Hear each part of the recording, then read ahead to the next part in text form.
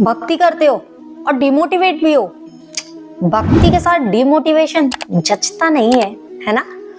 कभी कभी कोई घटना मनुष्य के जीवन की सारी योजनाओं पे पानी फेर देती है। हम सोचते कुछ और हैं और हो कुछ और जाता है। पर क्या जीवन की योजनाएं हमारे बनाई हुई योजनाओं से चलती हैं क्या?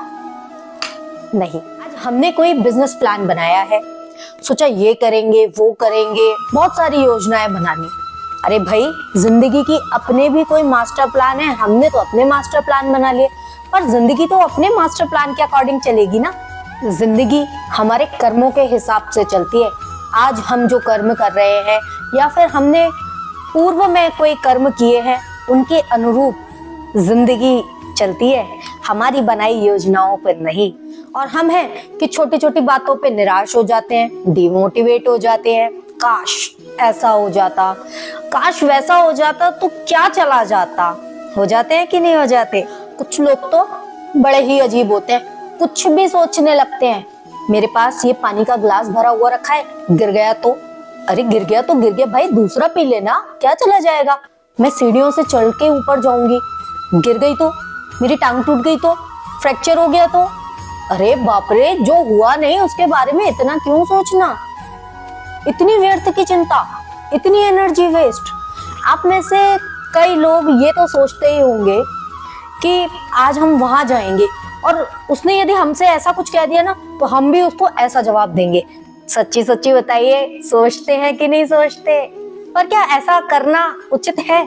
ऐसा करने से हम सिर्फ अपनी एनर्जी वेस्ट करते हैं और कुछ नहीं। ख्याल तो आते ही हैं, सबके आते हैं, मेरे मन में भी आते हैं, पर मेरे पास ना उसका एक सब्स्टिट्यूट है। मेरे मन में जब भी कोई ऐसी व्यर्थ की चिंता होती है ना तो मैं तुरंत उसे स्विच कर लेती हूँ। पता है क्या? श्री राधा राधा राधा राधा राधा राधा राधा राधा राधा राधा राधा राधा राधा, बस इतना सही करना होता है। अब आप कहेंगे अंजना जी, आपकी वीडियो का टाइटल है भक्ति प्लस मोटिवेशन, आप इतनी देर से मोटिवेशन की ही बातें किए जा रही हैं, भक्ति की बात तो आपने कुछ करी ही नहीं है। अरे भाई अभी तो बताइए, राधा राधा राधा राधा। रुको भाई, आगे बोलने तो दो मुझे। देखिए, हर चीज हमें कुछ ना कुछ सिखाती है, ये तो आप मानते ही होंगे। आप यदि ये वीडियो देख रहे हैं अभी तक तो आप कहीं ना कहीं थोड़े बहुत ही सही डिमोटिवेट तो होंगे अपनी लाइफ से, भले आप भक्ति कर रहे हैं या फिर नहीं कर रहे। और भक्ति में डिमोटिवेशन बिल्कुल नहीं जचता। अब इतनी देर रुककर आपने मेरा वीडियो देखा ही है तो कुछ देर और रुककर आगे का वीडियो भी कंप्लीट कर लीजिए। एंड तक वीडियो को जरूर देखिएगा, क्या पता आपके प्रॉब्लम का सलूशन आपको मिल जाए। मेरे जो राधा रमन लाल है ना, मेरे रमणा, बहुत प्यारी प्यारी बातें करते हैं। एक दिन मैं बेफिजूल की किसी परेशानी के कारण चिंता में बैठी हुई थी, उलझुल विचार मेरे मन में आ रहे थे। तुरंत आ गया मेरा रमणा, कहता है क्या जीजी तुम भी एनर्जी वेस्ट करती रहती हो, चलो मैं तुमको बहुत प्यारा सा प्रेरणादायक प्रसंग सुनाता हूँ जिससे तुम्हारी बुद्धि खुल जाएगी। भाई मेरी तो बुद्धि खुल गई। अब आप भी वो प्रेरणादायक प्रसंग सुन लीजिए जो मेरे राधा रमन लाल ने मुझे सुनाया था। क्या पता मेरी तरह आप भी व्यर्थ की चिंता करना छोड़ दें। तो वीडियो में आगे बढ़ने से पहले जल्दी से इस वीडियो को लाइक करके चैनल को सब्सक्राइब कर लीजिए, वरना आप कहेंगे अंजना जी आपने तो बताया ही नहीं था कि वीडियो को लाइक भी करना है। एक गांव में एक किसान था जिसे एक बहुत ही बुरी आदत लग चुकी थी और वो आदत थी बेवजह चिंता करने की। वो हर समय किसी ना किसी चीज की चिंता करता ही रहता था। वो हर समय सोचता रहता था कि कहीं मेरे साथ कुछ गलत ना हो जाए, जबकि उसकी जिंदगी में अभी तक सब कुछ ठीक ठाक ही चल रहा था। उसके पास एक बड़ा सा खेत था जिसमें अच्छी खासी फसल हो जाती थी। खेती करने के लिए 4 हट्टे कट्टे बैल थे उसके पास, 2 बैलगाड़ियां थी, एक अच्छा घर था, एक पत्नी और 2 प्यारे बच्चे भी थे। लेकिन फिर भी वो किसी न किसी अनहोनी के बारे में सोचकर बेवजह चिंता करता ही रहता था। कभी सोचता कि अगर मेरी फसल में कीड़े लग गए तो क्या होगा, अगर आवारा पशुओं ने फसल को बर्बाद कर दिया तो क्या होगा, अगर सूखा पड़ गया या अत्यधिक बारिश हो गई और मेरी फसल खराब हो गई तो क्या होगा। ऐसे ही वो भविष्य की अन्य बातों के बारे में सोचकर बेवजह चिंता में डूबा ही रहता था। जैसे कि कहीं खेती के समय मेरे बैल बीमार ना पड़ जाएं, मेरे बच्चों का भविष्य कैसा होगा, कहीं बुढ़ापे में मुझे कोई बड़ी बीमारी ना हो जाए, मेरे बच्चे बुढ़ापे में मेरा ख्याल रखेंगे भी या नहीं, वगैरह वगैरह। अपनी इस लगातार बेमतलब की चिंता करने की आदत की वजह से वो परेशान और बीमार सा रहने लगा था। उसका स्वभाव कुछ चिड़चिड़ा सा हो गया था और अब तो उसका किसी भी काम में मन ही नहीं लगता था। उसकी पत्नी ने भी इस बात का अनुभव किया कि उसे बिना मतलब चिंता करने की आदत पड़ चुकी है। उसने कई बार अपने पति को समझाने की कोशिश भी की कि तुम बेवजह चिंता करना छोड़ दो, क्यों करते हो इतनी चिंता, लेकिन उसके समझाने का भी कोई मतलब नहीं निकला। तो फिर एक दिन उसकी पत्नी उसे लेकर एक संत महात्मा के आश्रम पहुंची। वे संत महात्मा परम ज्ञानी और ध्यानी थे। वे लोगों की समस्याओं का समाधान करने के लिए भी प्रसिद्ध थे। किसान और उसकी पत्नी ने अपनी सारी समस्या उन महात्मा के समक्ष रख दी। किसान ने कहा, महात्मा, मैं हर समय किसी न किसी बात की चिंता करता रहता हूँ। मैं ज्यादातर उन बुरी चीजों के बारे में सोचकर चिंतित रहता हूँ जो अभी तक मेरे साथ हुई भी नहीं। किसान की समस्या को पूरे ध्यान से सुनने के बाद उन महात्मा ने कहा, ठीक है, तुम दोनों कल सुबह आना और फिर मैं तुम्हारी समस्या का समाधान बता दूंगा।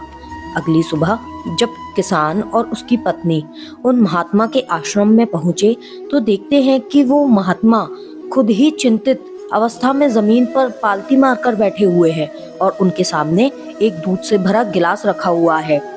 वो महात्मा बार बार उस दूध के गिलास की तरफ देख रहे थे और फिर कभी अपना हाथ अपने सर पर रख लेते और कभी जमीन पर मारते। वो बहुत ही चिंतित और बेचैन दिखाई पड़ रहे थे। महात्मा को इस तरह परेशान देखकर किसान ने उनसे पूछा, महात्मा, क्या बात है, आप इतने परेशान क्यों हैं? उन महात्मा ने बहुत ही बेचैनी भरे शब्दों में कहा, मैं इस ग्लास के दूध को लेकर बहुत चिंतित हूँ। मुझे चिंता हो रही है कि कहीं बिल्ली इस दूध को गिरा ना दे, कहीं ये दूध खराब ना हो जाए या फिर आश्रम का कोई संत इसे पी ना जाए। मैं इसी बात को लेकर सुबह से बहुत परेशान हूँ। महात्मा के मुंह से ऐसी बातें सुनकर किसान और उसकी पत्नी जोर जोर से हंसने लगे। किसान ने हंसते हुए कहा, महात्मा, इसमें इतनी चिंता करने की क्या बात है, यह दूध ही तो है। अगर इसे बिल्ली ने गिरा दिया या ये खराब हो गया या फिर किसी ने इसे पी भी लिया तो क्या हो जाएगा, यह आपको दोबारा मिल जाएगा। और वैसे भी आपका चिंता करना व्यर्थ ही है, क्योंकि ना तो अभी इसे बिल्ली ने गिराया है, ना ही ये खराब हुआ है और ना ही अभी इसे किसी ने पिया है, और हो सकता है कि भविष्य में ऐसा हो भी ना। किसान के मुंह से ये बातें सुनकर वो महात्मा मुस्कुराए और बोले, मैं भी तो तुम्हें यही समझाने का प्रयास कर रहा हूँ कि भविष्य की उन घटनाओं की चिंता करना व्यर्थ है जो अभी हमारे साथ हुई ही नहीं है और बहुत बड़ी संभावना है कि वो कभी होंगी भी नहीं। और अगर हो भी गई तो जिस चीज को तुम एक बार हासिल कर सकते हो उसे तुम दोबारा भी हासिल कर सकते हो, और अगर नहीं भी कर पाए तो कोई बात नहीं, क्योंकि समस्याओं के आने के साथ ही उन समस्याओं का सामना करने की हिम्मत भी हमें हमारे प्रभु देते हैं। उन संत महात्मा की ये बातें सुनने के बाद किसान को लगा कि जैसे किसी ने उसके गाल पर एक थप्पड़ मारकर उसे नींद से जगा दिया हो।